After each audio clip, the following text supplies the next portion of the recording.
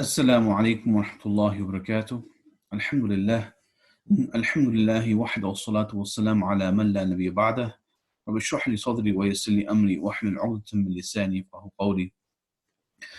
My dear respected and beloved brothers and sisters, so Assalamu alaikum wa rahmatullahi wa barakatuh. You know, the past couple of days and really past week or so, I've been flooded with phone calls. People keep asking, are you guys, what's the situation with Taraweeh? Are you guys going to live stream it? Can we follow through?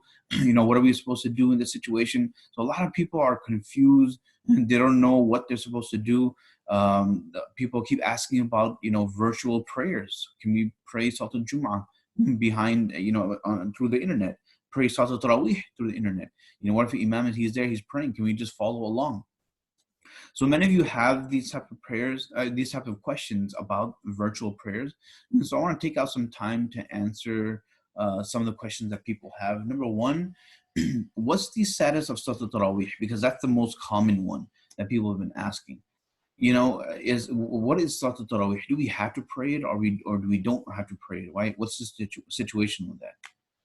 So with that, there's a hadith of the Prophet ﷺ in which he says, من قام شهر رمضان إيمانا واحتسابا غفر له ما تقدم من ذنبه.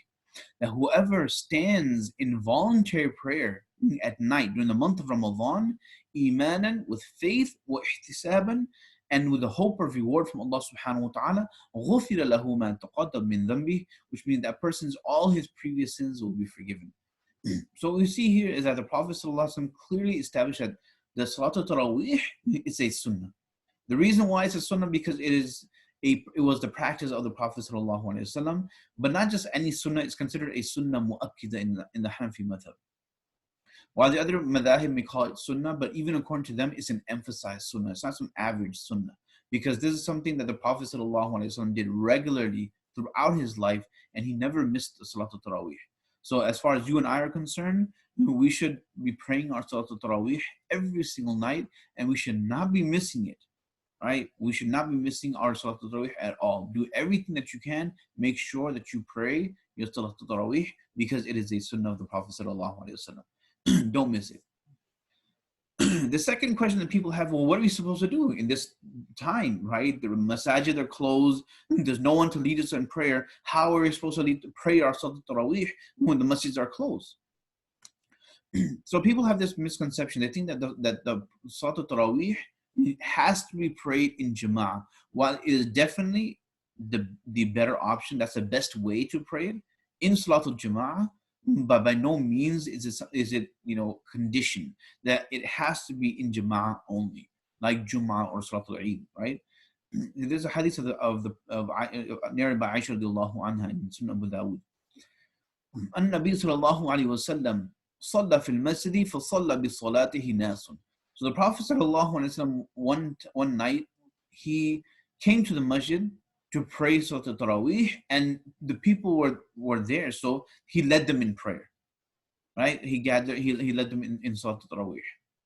ثم صلى من القابلة فكثر الناس.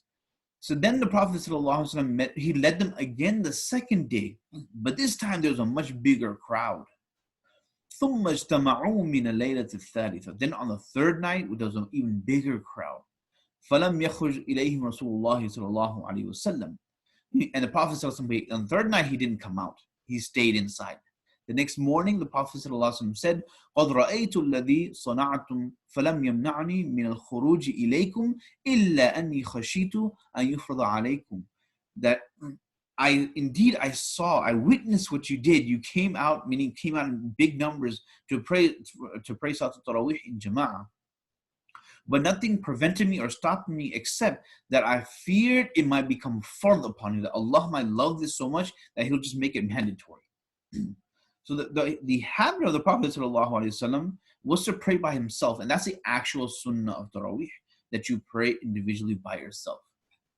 Yes, the Prophet ﷺ came out, he led them in prayer in this hadith on 2 nights, on 2 occasions, but that was the exception, and then after that he stopped it. So what we learn from this is that praying Salatul Taraweeh in Jum'ah is definitely preferred. This is the preferred method and the best way to pray Salatul Taraweeh. But it's not conditioned. It's not a condition for Taraweeh prayer that in order for your Taraweeh to be accepted, you have to pray in Jum'ah. That's not true. So that's one thing, that the Salatul Taraweeh is perfectly fine for you to pray by yourself in your own home, either by yourself or you can even lead your own family in prayer, whatever works out for you, whatever is the best for you. So there's nothing wrong with that. You don't have to pray it in Jama'ah. The third is that, okay, the question that people have, well, we don't know the Quran. How can we recite the Quran in Salatul Taraweeh? Well, for that, there's a hadith of the Prophet ﷺ, "Man qama bi ashri ayatin lam yaktub min al-ghafilin, yuktab min al-ghafilin," that whoever recites 10 verses will not be considered amongst the negligent people, which means it is not a condition to recite the entire Quran in Salatul Taraweeh. This is something that is a cultural addition. Yes, the Prophet ﷺ, he used to do a khatam every month in the month of Ramadan, and he used to recite it with Jibreel alayhi salam. There are hadiths that mention that. But there's no proof or evidence that showed that this is the practice during Taraweeh prayers. That during the Taraweeh prayers, the Prophet ﷺ would make it a point to recite a juz every single night throughout the month of Ramadan. There's no basis within our deen, within our Sharia. So you can pray yourself to Taraweeh, and having to pray in Jum'ah by no means, having a khatm al-Quran, this is something that came afterwards, because many people, they never listen to the Quran, and this is the opportunity they're able to, throughout the month of Ramadan, they're able to listen to the recitation of the entire Quran. So this is why the practice started, that, they would have the Huffaz lead the people in prayer, and in that prayer they would recite the entire Quran. But this is something that came afterwards. This is not in a practice of the Prophet ﷺ. Literally, you can, if you only know a couple of surahs, that's more than enough. That's all you need to know in order to pray your salah. Now, people have been asking, okay, what about looking inside the Mus'haf, looking inside the Quran? So again, for that, there are two main opinions. One is in the Hanafi school of thought, which I'll go through, which is that you are not allowed under any circumstance to look inside and read the Quran. So the moment you hold or you read something, this actually breaks your prayer. So according to the Hanafi madhab, you cannot read the Quran. If whatever you have by memory, that's the only thing that you can use in order to pray, and really that's enough, because you don't need to do any more than that in Surah Taraweeh. It's not a condition. As far as the other madahib are concerned, the other imam thalath, according to them, you're allowed to read looking inside the Mus'haf, and but it has to be inside the prayer. So you're allowed to do that, and it's fine if you want to practice that. And you're a follower of either Imam Shafi'i, Imam Malik, or Imam Hanbal, is perfectly okay to do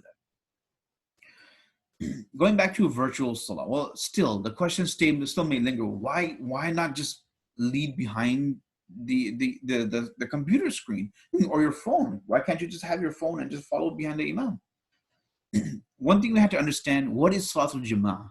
The word Jum'ah itself requires congregation, which means in order for a salah of Salatul Jama'ah to be accepted as a Salatul Jama'ah, there has to be congregation. People have to get together. And one of the conditions of congregation is proximity. People have to be close to each other. Now, there is some leniency in which there's a certain, acceptable distance that's allowed. Yeah, that if some people, for whatever reason, they're not able to literally be joined, then their salah will still count. According to the Hanafi madhab, it is 2 sufuf, 2 lines. So if there's a gap of 2 lines, the people who are praying, their salah still counts as Salatul Jum'ah, and they're still counted as the Jum'ah.